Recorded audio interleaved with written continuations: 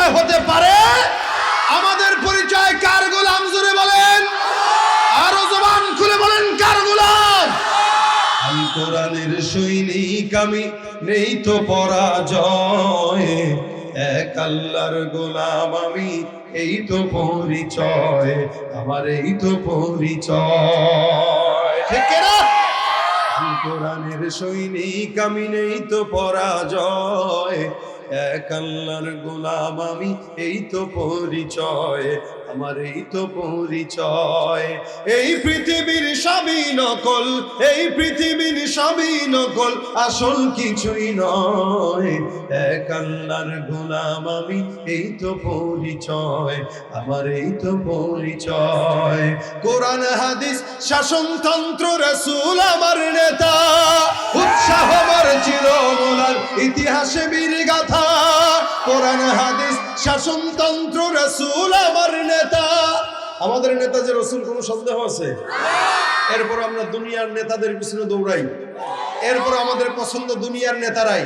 হ্যাঁ, দুনিয়ার নেতারা ততক্ষণ পছন্দ হবে যতক্ষণ কোরআন সুন্নাহকে মহব্বত করবে, ততক্ষণ তাদেরকে ভালোবাসবো যতক্ষণ ইসলামকে তারা ভালোবাসবে।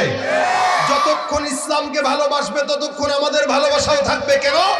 নবী শিখিয়েছেন আল হুব্বু ফিল্লাহ ওয়াল বুগদু ফিল্লাহ। কোন মুসলমান কাউকে ভালোবাসবে সেটাও আল্লাহর জন্য, কাউকে ঘৃণা করবে সেটাও আল্লাহর জন্য।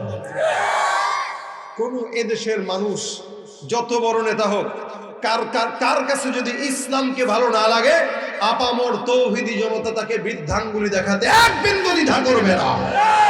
এই জন্য মহব্বত ভালোবাসা কার জন্য? কোরআন হাদিস শাসনতন্ত্র রাসূল আমার নেতা, উৎসাহ মোর চির অম্লান ইতিহাসে বীর গাথা। এক আল্লাহ ছাড়া আমার দিলে, এক আল্লাহ ছাড়া আমার দিলে নেই তো কারো ভয়, এক আল্লাহর গোলাম আমি, এই তো পরিচয় আমার, এই তো পরিচয়। আল কোরআনের সৈনিক আমি, নেই তো পরাজয়, এক আল্লাহর গোলাম আমি, এই তো পরিচয় আমার, এই তো পরিচয়। রাসূল করিম সাল্লাল্লাহু আলাইহি ওয়াসাল্লামের হাদিস অনুযায়ী যতক্ষণ এই জায়গাটায় বসা থাকবেন, আল্লাহ পাকের রহমত বরকত ততক্ষণ এই জায়গায় পড়তে থাকবে। এই জন্য রাসূল বলেন, নাযালাত আলাইহিমুস সাকিনাহ। কোন জায়গায় যখন দ্বীনি মুযাকারা চলে, ওই জায়গায় আল্লাহ পাক রব্বুল আলামিন আসমান থেকে বান্দার উপরে রহমত আর বরকত বর্ষণ করতে থাকে। আসতে বলেন কেন? জোরে বলেন। আওয়াজ যদি না হয় তাহলে আলোচক যিনারা থাকবেন এনারা কথা বলে স্বাচ্ছন্দ্য বোধ করে না। এই জন্য মুসলমান যদি আল্লাহ পাকের বরত্বের কোনো কথা শুনে তাহলে বলবে আল্লাহু আকবার। আশ্চর্যান্বিত কোনো কথা শুনলে বলবে সুবহানাল্লাহ। তাহলে যতক্ষণ সুবহানাল্লাহ বলবেন ততক্ষণই সওয়াব, বলবেন না তো সওয়াব নাই। এই জায়গায় আসছি সওয়াব কামাইতে না গুনাহ কামাইতে? সামনে যারা আছে কথা বলতে পারেন না আপনারা, তো কি আপনাদের জবানের এই অবস্থা কেন? এই বাচ্চাগুলো জবাব দিতেছে, আপনাদের কি অহংকারের কারণে কথা বের হয় না মুখ দিয়ে নাকি? সুবহানাল্লাহ আওয়াজ জোরে করে বলেন, আরো জোরে বলেন সুবহানাল্লাহ। লাভ হইল না ক্ষতি হইল?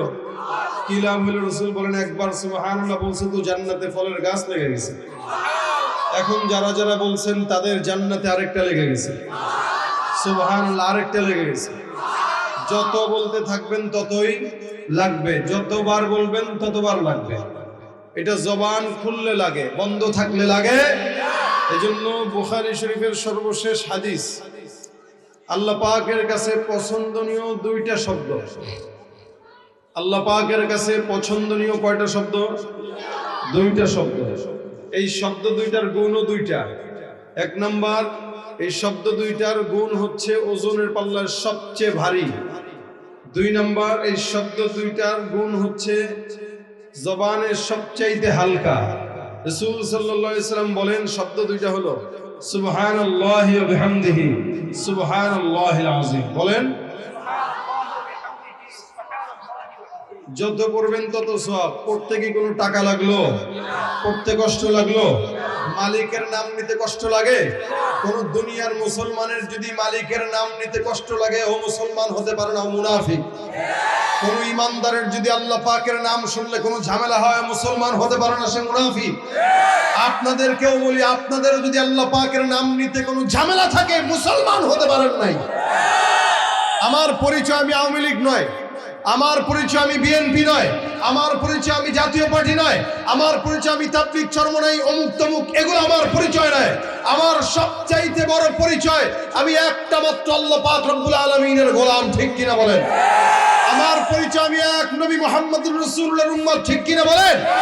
এজন্য আল্লাহ পাক বান্দাকে বলেন, ইন্না খলাকনাকুম মিন যাকার ওয়া উনসা ওয়া জাআলনাকুম শুউবা ওয়া ক্বাবাইলা লিতাআরাফু।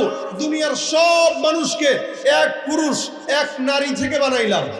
এক পুরুষ এক নারী। পুরুষটাকে, নারীটাকে আল্লাহ পাক পুরুষ আর নারীর থেকে মানুষকে বানাইছে। কোনো বিবর্তনবাদে কোনো মুসলমান বিশ্বাসী হতে পারে না।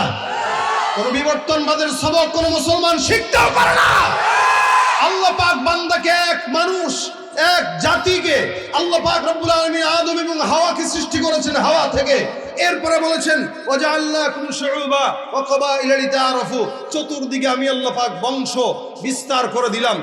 ওই বংশের অমুক অমুক বংশের মানুষের ভিতরে বংশকে আমি আল্লাহ পাক দিলাম। কেন? লিতাআরাফু, যাতে তারা এক বংশের সঙ্গে আরেক বংশ পরিচিত হতে পারে। আল্লাহ পাক বংশ দিয়েছেন, পাটোয়ারি বংশ, ভুইয়া বংশ, সৈয়দ বংশ, এরপরে কাজী বংশ আছে না? আপনাদের এলাকায় নানান বংশ আছে, বিভিন্ন বংশ।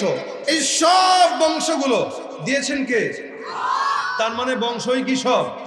আল্লাহ পাক পরবর্তী লাইনে বলেন, ইন্না আকরামাকুম ইনদাল্লাহি আতকাকুম। যেহেতু বংশ দিলাম পরিচিত হওয়ার জন্য, তার মানে বংশ তোমার পরিচয় নয়। তোমার মূল পরিচয় কি?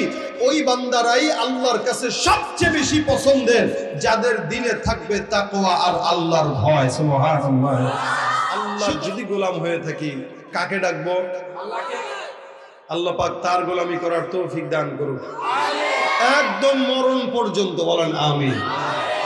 আল্লাহ পাক রাসূল সাল্লাল্লাহু আলাইহি ওয়াসাল্লামের গোলামি করার তৌফিক দান করুন, বলেন আমিন। ওই নবীর উম্মত হয়ে নবীর গোলামি করবেন না তো কার গোলামি করবেন?